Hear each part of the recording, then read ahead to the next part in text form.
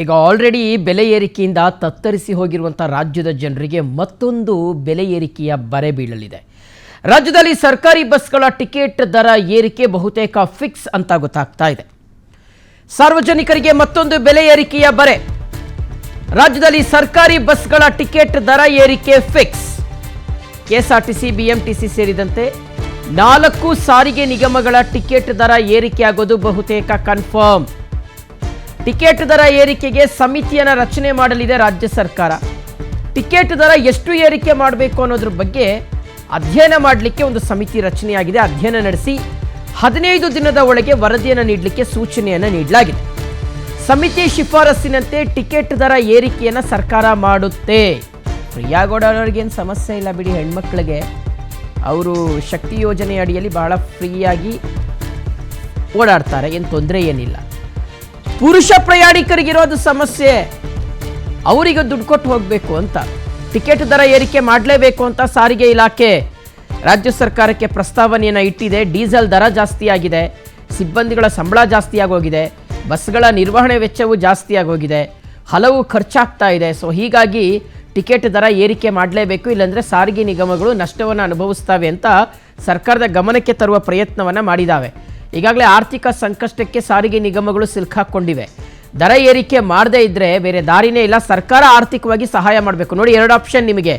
ಇಲ್ಲ ದರ ಏರಿಕೆ ಮಾಡಿ, ಇಲ್ಲ ಅಂದರೆ ನೀವೇ ನಮ್ಗೆ ಆಗ್ತಾ ಇರ್ತಕ್ಕಂಥ ಲಾಸನ್ನು ಭರಿಸ್ಕೊಡಿ ಅಂತ ಸರ್ಕಾರಕ್ಕೆ ಸಾರಿಗೆ ನಿಗಮಗಳು ಹೇಳ್ಕೊಂಡಿದ್ದಾವಂತೆ. ಸೊ ಹೀಗಾಗಿ ಟಿಕೆಟ್ ದರವನ್ನು ಏರಿಕೆ ಮಾಡಲಿಕ್ಕೆ ಸಮಿತಿಯನ್ನು ರಚನೆ ಮಾಡೋದಕ್ಕೆ ತೀರ್ಮಾನ ಆಗಿದೆ. ತಜ್ಞರನ್ನು ಒಳಗೊಂಡಂಥ ಸಮಿತಿ ರಚಿಸಿ ಶೀಘ್ರದಲ್ಲೇ ದರ ಏರಿಕೆಯ ನಿರ್ಧಾರ ತೆಗೆದುಕೊಳ್ಳಬಹುದು. ನೋಡಿ, ಈಗ ಒಂದು BMTC ಪ್ರಸ್ತಾವನೆ ಇಟ್ಟಿರುವಂಥದ್ದು 44%, ಶೇಕಡ 44ರಷ್ಟು. 5%, 10%, 15% ಅಲ್ಲ ಸ್ವಾಮಿ, 44% ಅಂದರೆ ಆಲ್ಮೋಸ್ಟ್ ಅರ್ಧದಷ್ಟು ದರ ಏರಿಕೆ ಮಾಡಿ ಅಂತ BMTC ಪ್ರಸ್ತಾವನೆಯನ್ನು ಇಟ್ಟಿದೆಯಂತಂದರೆ 20 ರೂಪಾಯಿ ಟಿಕೆಟ್ ದರ ಇತ್ತು ಅಂದರೆ ಈಗ ಸುಮಾರು ಒಂದು 8 ರೂಪಾಯಿ ಜಾಸ್ತಿ ಮಾಡೋದು. 8 ರೂಪಾಯಿ ಜಾಸ್ತಿ ಆ ಲೆಕ್ಕದಲ್ಲಿ 44% ಅಂದರೆ ಸುಮಾರು 8 ರೂಪಾಯಿ ಜಾಸ್ತಿ ಆಗ್ಬೋದು. ಹಾಗೆ 33% ದರ ಏರಿಕೆಗೆ KSRTC ಸೇರಿದಂತೆ 3 ನಿಗಮಗಳು ಪ್ರಸ್ತಾವನೆಯನ್ನು ಇಟ್ಟಿದ್ದಾವೆ. ಸರ್ಕಾರ ಏನು ನಿರ್ಧಾರ ತೆಗೆದುಕೊಳ್ಳುತ್ತೆ ಅನ್ನೋದನ್ನು ನೋಡಬೇಕಾಗಿದೆ. ಡೀಟೇಲ್ಸ್ ಕೊಡ್ತಾರೆ ನಮ್ಮ ಪ್ರತಿನಿಧಿ ರಂಜನ್. ಈಗ ದೂರವಾಣಿ ಸಂಪರ್ಕದಲ್ಲಿ ಜಾಯ್ನ್ ಆಗ್ತಾ ಇದ್ದಾರೆ. ರಂಜನ್, ಸೊ ಮತ್ತೊಂದು ದರ ಏರಿಕೆಯ ಬರೆ ರಾಜ್ಯದ ಜನರಿಗೆ.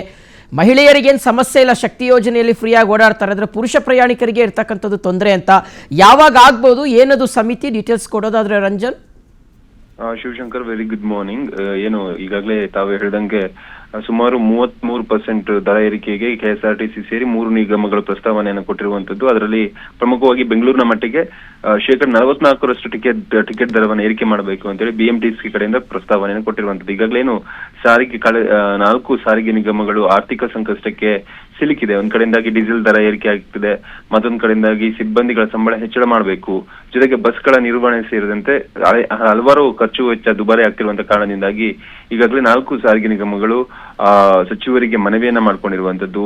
ಟಿಕೆಟ್ ದರ ಏರಿಕೆ ಅನಿವಾರ್ಯವಾಗಿದೆ ಅನ್ನುವಂತ ನಿಟ್ಟಿನಲ್ಲಿ ಸರ್ಕಾರ ಕೂಡ ಒಂದು ಹಂತದ ಚಿಂತನೆ ನಡೆಸಿರುವಂತದ್ದು. ಈ ಹಿನ್ನೆಲೆಯಲ್ಲಿ ಟಿಕೆಟ್ ದರ ಎಷ್ಟನ್ನ ಏರಿಕೆ ಮಾಡಬೇಕು ಅನ್ನುವಂತ ನಿಟ್ಟಿನಲ್ಲಿ ತನಿಖೆ ಮಾಡಕ್ಕೆ, ಜೊತೆಗೆ ಅದರ ಬಗ್ಗೆ ಡೀಟೇಲ್ ಆಗಿ ವರದಿ ಕೊಡೋಕೆ ಸಮಿತಿಯನ್ನು ರಚನೆ ಈಗಾಗಲೇ ಸರ್ಕಾರ ಮಾಡಿದೆ. ಈ ಒಂದು ಸಮಿತಿ ಸುಮಾರು 15 ದಿನಗಳ ಒಳಗೆ ಟಿಕೆಟ್ ದರ ಏರಿಕೆ ವಿಚಾರವಾಗಿ ಸರ್ಕಾರಕ್ಕೆ ವರದಿಯನ್ನ ಕೊಡುತ್ತೆ. ಆ ವರದಿಯ ಬಳಿಕ ಸರ್ಕಾರ ಟಿಕೆಟ್ ದರ ಏರಿಕೆಗೆ ತೀರ್ಮಾನ ಮಾಡುತ್ತೆ. ಈಗಾಗಲೇ ಏನು ಒಂದ್ ಕಡೆಯಿಂದ ತಾವು ಹೇಳಿದ್ರಿ, ಶಕ್ತಿ ಯೋಜನೆಯಿಂದ ಮಹಿಳೆಯರಿಗೆ ಬಸ್ ಸಂಚಾರ ಮಾಡುವ ಸಂದರ್ಭದಲ್ಲಿ ಯಾವುದೇ ಟಿಕೆಟ್ ದರ ಇರೋದಿಲ್ಲ. ಆದ್ರೆ ಈ ಒಂದು ದರದ ಬರೆಯನ್ನ ನೇರವಾಗಿ ಪುರುಷ ಪ್ರಯಾಣಿಕರ ಮೇಲೆ ಹಾಕಕ್ಕೆ ಸರ್ಕಾರ ಈಗಾಗಲೇ ನಿರ್ಧಾರವನ್ನು ಮಾಡಿರುವಂತದ್ದು. ಈ ಒಂದು ಸಮಿತಿಯಲ್ಲಿ ತಜ್ಞರು ಒಳಗೊಂಡಿರ್ತಾರೆ. ತಜ್ಞರನ್ನ ಒಳಗೊಂಡು ಈ ಸಮಿತಿಯನ್ನು ರಚನೆ ಮಾಡಲಾಗಿರುವಂತದ್ದು.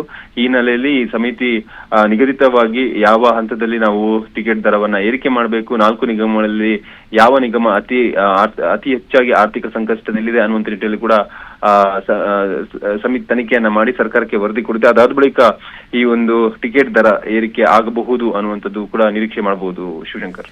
Okay Ranjan, thank you ಡೀಟೇಲ್ಸ್ಗೆ.